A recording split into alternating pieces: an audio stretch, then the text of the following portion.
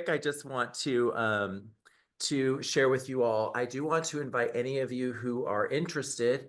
Das will drop this into the chat next week was it Wednesday? Yeah, Wednesday, 1 to 3 p.m. Eastern. I'm going to be doing a leadership masterclass around specific leadership problem. I'm super excited about that. Feel free to join me. The link is in the chat. Or you can also book a call with me if you want to talk about your specific business leadership goals and where you're at with them. We are so excited. I am so excited. I said we because I have a team. For a moment, I was like, why am I saying we? But my team is so happy to serve as well. So just know that that is available to you. All right. So next up on the stage, we have someone who has truly become a very dear friend and someone who is just wicked smart in an area that I had no idea had so much value and really truly ability to sort of connect and create new connections to help change the world. And what I mean by that is that this area that Bianca is a speaker in and not just speaker in, but knowledgeable in, and has built her career in, is one that we often discount or don't count on as we think about how we want to grow our business. Bianca is a consultant and lobbyist with experience in financial markets, investment management, electoral and legislative political activities, relationship management, and business turnarounds.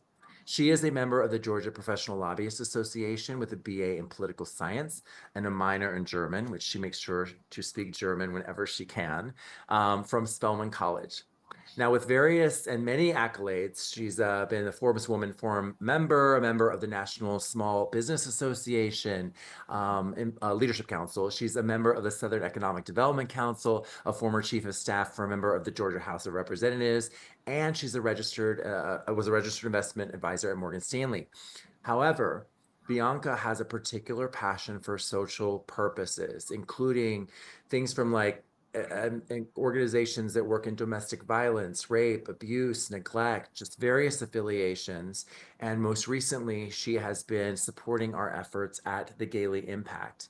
Welcome to the stage, Bianca Thrasher-Staroben. Hello, Helmut. Dr. Helmut, it's so wonderful to be here. Hello, everyone.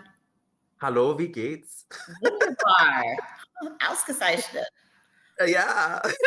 So that you all are aware, it was such there are introductions we get to other human beings that are just ones that we can't describe. Do you all relate to that? Have you all ever met someone you're like, I was supposed to meet this person. Isn't it amazing how I met you? Bianca and I met in a sauna, like sitting in like towels. And as we connected around our passions in the world and what we were doing, it became really, really clear that we were both aligned in the potential and the possibility of work together, which was just such a blessing. And I've come to know Bianca and really wanted her to join this leadership event because not only is she a fantastic leader in her work, leader in her family, but I think that she has a lot of opportunity to share her gifts with others who want to grow and expand purpose-filled work, purpose-filled professional businesses into an area that they may not really always understand and be gifted in. And that is the area of politics and lobbying. So she stands out as someone in my mind who is really trying to make a difference in that area. So Bianca, our first question is really around love and why when we talk about, and it's not just, the soft edge, it's the hard edge of love. Why is it that love is so important to introduce into the workplace, into our businesses as leaders? Absolutely, Dr. Helmut. So I feel deep within my spirit that love is truly the most powerful force in the universe. And I was told by a wise man, a hedge fund buddy of mine, in everything I do in my business, to lead with love. And just that encompasses treating people the way you might like to be treated, treating people as though they are intelligent, not underestimating their capabilities, figuring out the win-win-win, and most importantly, making sure that your intentions are good and coming from a genuine place. So, in all that I do in my business, and you're constantly evolving and growing, in all that I do in my business now at this point, I seek to, it's like, what is my true intention? How am I able to really help my client? Can I speak honestly to the political folks? Can I communicate this honestly, the position of my client? And can I make sure that everybody wins in the situations, even if the other contact that my client is seeking is corporate, to just give everybody the respect that they deserve. Yeah, I often hear you say that phrase, and I love it. The respect that they deserve, knowing that every human deserves respect. I want to talk a little bit about your and comment, right? So you're looking for the win, win, win, the and. Tell me, tell me what that requires of you as a business owner, because I want to be really clear. When I think about leadership and I think about your position around love, this and is really what we're all looking for, right? We're not looking for, hey, you're going to go with me and not that other person, right? Or that other way. How can all of us benefit? And so I'm curious, how do you get to win, win, win? What are some of your strategies that we might learn from? I listen, I do the best I can to listen to strong business leaders like yourself and just always evolving and growing. And there's an executive here in Atlanta, and he once told me, he asked me, what does your gut tell you? And so I've had a number of years to really think about what that means. And it's this inside guidance that we have. There is the intuition, there is the intellectual capacity based on what we've learned in the books. And then there is just the combining of that with good intentions. And so that is what I mean in the win win win. I use my gut and trust your gut. That was the other part. Always trust your gut. I use my gut and when I'm speaking with someone that's part of the equation. So we've got the client, oftentimes we've got the political person, and maybe I'm bringing in someone else that's a part of just a part of the equation. It could be an executive from a different company, so that the client needs to gain access to them. So the gut and a little bit of common sense can tell me, hopefully, when I'm speaking with the political person, what do they really want? Of course, they want respect. Honesty is respect. And so I'm going to tell them, hey, look, this is what's going on with the client. No beating around the bush. These aren't stupid people. With the client, making sure that I understand what they really want and how that these folks that I'm bringing to the table can meet their needs. And then if there is an executive at another corporation that can factor into the equation to the client winning, which oftentimes is raising revenue, then making sure that I understand that that client can bring value and making sure that I'm able to communicate that clearly to this executive, because everybody wants to win. Everybody's in it for something. If there's any part of the equation where somebody is losing, somebody's getting the short end of the stick, I haven't used my gut to figure out exactly what it is that they need so that they can be happy so that my client could win, then it's going to fall apart. And if it falls apart, now we have wasted time. Yeah. So if you think about that from a business perspective, where I want you all as listeners, and I don't know if does that relate to you all, where you're maybe trying to find win-win-win situations in your business. A lot of times, the key way, especially if you're a solopreneur, and then if you move into being corporate, it's your partnerships and collaborations, right? There's a huge amount of money in the connection, right? In business, it was always for me, in large corporate entities, you were always like, which partners can we choose, right, to create something unique with to go back to the same client, right? Great strategy. Guess what? It's a great strategy if you're a solopreneur, right? If you're a solopreneur, you're like, who can I partner with that's unique, that maybe someone else hasn't, a new angle, a new way into my market, right, to connect with someone else and make something happen. And so what you talk about with this area of perception, it's so funny. So, the PEP assessment, I think I've talked about that here during this. And I'll invite everyone, if you want to take up the VIP package, it's 129. It's full of like $2,500 value. Drop that in again, Das. Here's why. As I'm sitting here talking to Bianca, and I hope she's okay with this, she has a high level of vision strength, right? And you can actually see this when you evaluate a human, and you can see their ability to perceive. And I know from working with you that it is from having to navigate these channels and really, really looking for the win-win-win, right? And really trusting your gut. We don't often trust our perception enough, and especially in business, a lot of times people kind of don't go with it, and it's so important to trust. I'm curious, Bianca, as we think about this, here's the thing. Um, a lot of times people may be like, I don't know that I need a lobbyist, right? But I'm running potentially a multi-figured business, and I'm looking for a way to maybe work with physicians better in my area if I'm doing a clinical area. If I'm doing something in fitness, I'm working with, potentially I have the opportunity to think about schools or think about, other groups of humans. When does it make sense to start thinking about a lobbyist, or how to maybe connect to the government in terms of a source? That is a fantastic question. So, the best way to answer that question, I believe, is to give a quick summary of what a lobbyist does. And I take Uber quite often. And so sometimes the Uber driver, well, what do you do? I say, I'm a lobbyist. So, what is that? I say, great question. And this is how I kick it off with a very elementary answer. Hypothetical, you're a business owner. Let's say you're CEO of Uber. CEO of Uber has all of these different verticals that they have to think about, including the staff, the shareholders, just growing the business, constantly making money. And within their business frame, there are different laws and legislation that applies to their ability to make money or to make more money. So in California, a little while back, there was potential legislation that could involve classifying the drivers as employees. So now, CEO of Uber, if you in this location, in this part of your business, are now going to have to categorize the drivers as employees, that's going to change your money. That's going to cost.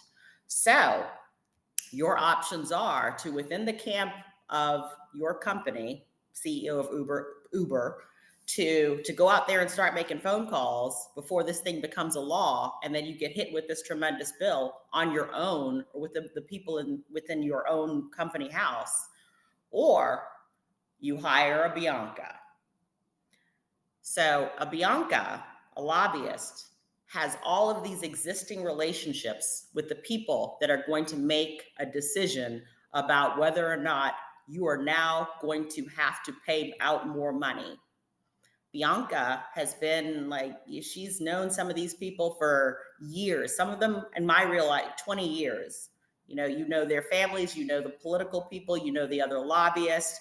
Maybe the lobbyist is representing the opposite side, the folks that will be taking this money from you. So a Bianca working behind the curtain is going to move differently from the in-house corporate folks at Uber, the CEO. You've still got a business to run. You've got all these other things going on. So you hire Bianca to go in there and talk to people, talk to the legislators, come back, figure out what the win-win is, come back and tell you, hey, look, this is what they're looking for. This is how we can support them. And then to advocate for you, to say, hey, look, this is what's going on with the client. Maybe it appears this way, but if this happens, then there's a domino effect. And just to speak the truth, whatever that truth may be, to advocate for your clients so that they don't end up losing money or have the opportunity to make more money. So that's what I do. I am the person that goes behind the scenes and navigates the win for the client so that they can either make more money or that they won't have to lose money. Right. So effectively, this is also a vehicle for potentially, tell me if I'm wrong, changes that you might want to see in your state. So one of the wonderful things that I've talked to Bianca about and really understood more, and I don't know, how many of you are very engaged and knowledgeable of your local politics? Raise your hands, or, yep, no, not so much. Yeah, so this is our challenge. the most important people that are deciding where money goes, how things are built, what happens are your local politicians. They're the ones that are actually doing the work, right? The state and the city and the municipalities. And we spend so much time at this one level, and we don't even understand the people who are actually affecting our lives. That is absolutely correct, Dr. Helmut. A lot of folks do not understand that, but they impact your life, I would say, more greatly. And I'm sure there are other lobbyists and other political folks that would say more so than the state level or the federal level. I Yeah. apologize. So the very first thing I would encourage you all, if you're listening to this, is it's your responsibility to get way more excited about your local politicians than just the federal ones. Like if you've sat around and wasted, I say wasted because it's like all this energy spent, right? A lot of dialogue around what's happening at the national level, the national level, the national level, and you don't know what's going on locally, you don't actually know how to affect change in your actual community. So that's And you, one thing I just want to stretch you into. And then tell me, Bianca, like, let's say that I'm going to use an example, and I see Holly in our group, so I'm going to use her as an example. So let's say that I'm really, really passionate about nutrition, right? And we've got a lot of mothers and fathers that are increasingly concerned about nutrition. And let's say, I don't know, I've got some ideas in my business to go impact nutrition. Maybe I'm like, well, there's my local school district or whatever it is. How do I marry up to a politician or to a lobbyist to impact that issue in my local community? Like what would you kind of say would might be the way to go? so that is a classic special interest group. So what you would do is you would create an organization, a club, a network of people. And I would suggest, this is just off the cuff based on what you're, it's Sure. like person has an idea, you're going to need support. You could go out there and you can hire a lobbyist to advocate on your own, but maybe the resources aren't necessarily there. That they're not $15 a month. And so, Right. and then also sometimes there are campaign contributions. However, as a group, your impact can be so much greater. So, putting together a little club, you'll reach out to a lobbyist like myself, one that cares, because sometimes they're just being honest. I mean, we've all got to feed our families. And there are some lobbyists that'll make decisions where maybe nutrition is not necessarily the priority. Perhaps they're on the other side. And I'm not going to say if that's bad or good. We cannot judge. I'm not going to judge those individuals. I can't. I'm not going to do that. But maybe I get paid 10,000, hypothetical, a different Bianca is getting paid $10,000 a month to make sure that the sugar is in these drinks. And you know that the sugar is killing folks, but just to make sure that they stay there. So you've got to have a lobbyist, a Bianca, who's going to say, you know what? I'm willing to take this on. I'm willing to take this on. I'm willing to present a different perspective and to put together a game plan for your organization to raise awareness to what it is that you want to do. There are few different ways that we can go. There's raising awareness in general, going around speaking with your political folks if there's a vote coming up. Then there's a more active, more active, like we've got the session going on right now. Perhaps we want to pass some legislation that bans something that's in this food that is killing people. So we could then maybe we're going to run it. We're going to start talking to the different legislators. We're going to see if this can become a law. So then that becomes a process as well. But there is so much safety and so much more strategy in numbers.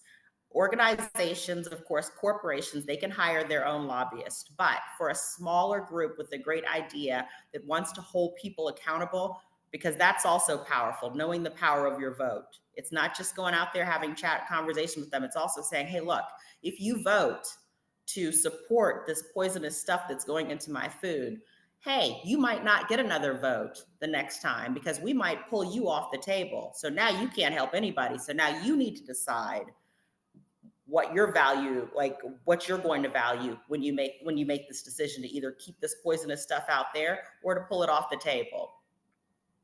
Yeah.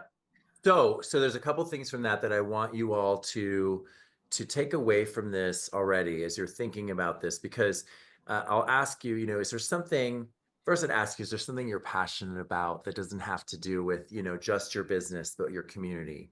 Maybe it's nutrition, maybe it's financial literacy, maybe it's literacy, just people reading, maybe it's equity, right? Maybe it's whatever it is. In the state of Georgia, for example, we don't even have a law that covers equal workplace rights for LGBTQ people, right? Like it can be all kinds of things, right?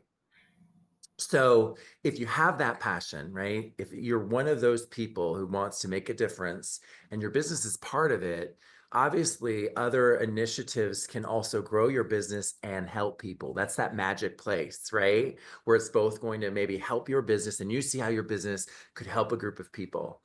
What I heard Bianca say was number one, find a group or start a group, right? So you need other people with you. There are many organizations out there that already exist, probably in your area, right? Or maybe at the national level, and you just need to be the person that wrangles up the local level about that organization. This is true for any community, right? So if you're passionate, you are the beginning of that chain. Like your involvement in that, if you're moved to it, then you get to move towards it. So a lot of times people don't think about growing their business and this sort of like second arm, right? It's like, okay, I want to do it. I could grow it here. Oh, but the schools serve this kind of food. Oh, but the programming there doesn't exist, right? This is the way to get there. Organize with a group that's already there or start a group, right? And then engage with a lobbyist who has the passion. And that's the thing, is that you're going to need someone who is similar. And I'll tell you this, if you struggle around lobbyists, I know Bianca has a network of people. I know that she's also someone who might know someone in another state or another area. So that's something to consider. But you get to start somewhere, right? And then you get to start with sort of putting together a plan for how you may want to engage your local government. And here's the thing, right? It's all like really theoretical. We go at the national level, right? Education, or at the national level, right? Food, right? But what happens when it gets really, really local? And now we're talking about whether Bud or Sally is going to get the reelection vote. And you make it really, really clear that this group of moms or this group of dads or this group of humans is not going to be supportive of you unless you support this policy. And that's kind of the enablement that needs to happen at the ground level within change. And that could be for you as a corporation, right? If you feel really strongly about something, you want to do good, you're a socially conscious executive, the same rule applies, right? You can try to go play at the national level, or you can really get local and start making change where you are. Bianca. Absolutely. I think a lot of folks don't necessarily understand, and it's not to be condescending, I'm just speaking it is what it is, just how much lobbyists impact their lives in this country. The organizations, the corporations that do understand the value, they are the reasons why everything around us is moving the way it moves. You want to look at this, for example, going back to nutrition, this bag of chips, why is this out here? This is terrible. It's got this chemical in there. Your makeup, what you put on your face, this thing might be banned. The chemical might be banned in Europe, but it's here. Your body lotion, so many, every area of your life, when it's dealing with capitalism, is impacted by a lobbyist. Those factions hire us to go out there and represent their interest. And a buddy of mine taught me this. And it's like, if you're not at the table, you are on the menu. And then I take it a step further when I say, or you don't even matter. Folks have to understand the power of their vote. They have to understand the power of holding other our public servants, our elected officials. And I have great relationships, so it's not to disparage any one of them, but holding them accountable to the public good, to them and to their interest. So whatever organization, whatever company you have, even if you're thinking, hey, I'm just a small shop.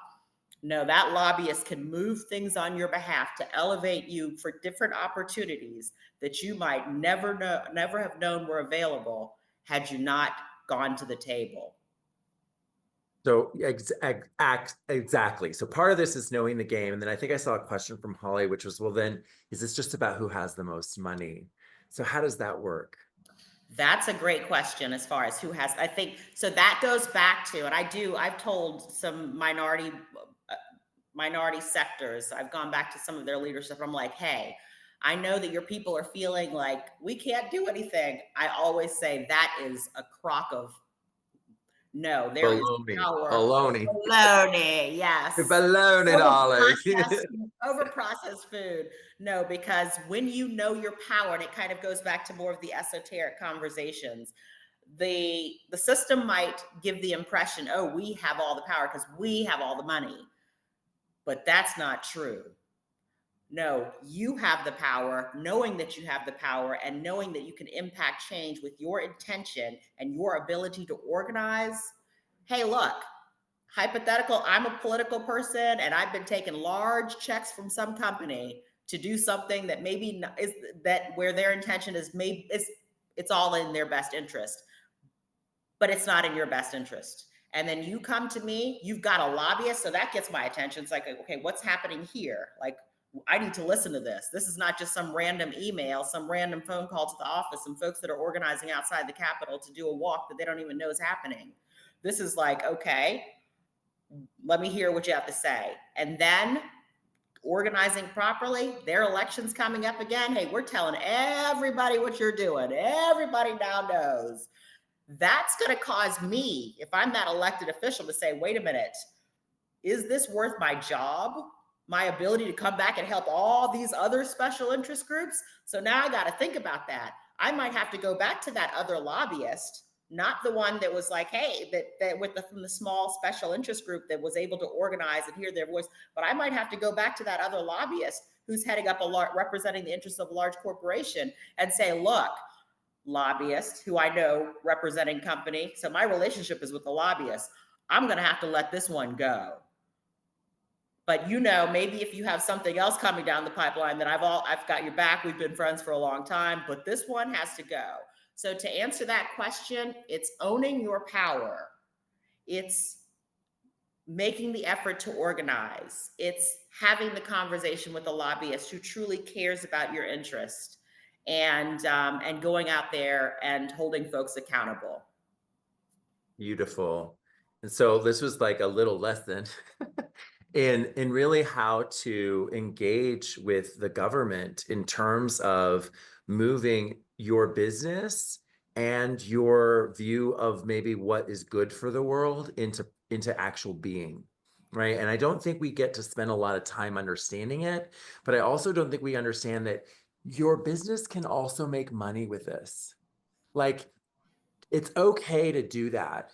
It's okay to say, hey, I know that I could make money and help people. Isn't that the magic? And the magic is the and, right? And so we get scared of engaging with this because we think of it as like dirty money. Blah. No, it's not. If you have something that's just good in the world and you have a way to advocate for that, and yes, you're going to make money from it, but you're also going to change lives with it. Hello, right? And there's so many systems that we have in place, prison systems, education systems, our elderly population, all of which will benefit from engaging with politicians around innovative solutions to engage those people. And it may feel like you're like me versus the big corporate, but if you get it down to a local level,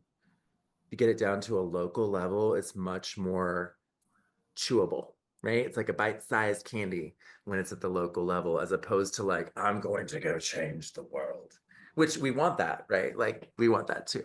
Bianca, it is a pleasure to have you here. It's a pleasure to have this conversation on the block, because I think that so many of us as leaders don't want to recognize leadership applies here too, right? And our engagement at the local level is part of our leadership. If you all want to speak with Bianca about a passion project you have, if you want to engage with her in an area that is important to you, feel free. We're dropping her freebie into the chat. It'll also be in the replay in the notes, and you can reach out to Bianca and engage with her in that way. Any last word you want to say, Bianca? Just thank you so much for having me, and know and own your power. There are just so many opportunities available that you might not necessarily be aware of by using those connections. So I like to bring some value, and we lobbyists do like to help. And thank you for having me. All right. Thank you, Bianca. All right, y'all. Woo! We got through not got through, because like I've been having a blast. I've been having a blast with the speakers, a blast with the dialogue. It's great to see some of my friends, hey Stephanie, out there in watching and participating. We're about to go into a 15-minute break. And I'm so excited because when we come back, we're gonna have a giveaway. So I'm gonna give away $500 of value for one lucky winner when we return. So I'm going to let you go. We'll be back in 15 minutes for our next speaker.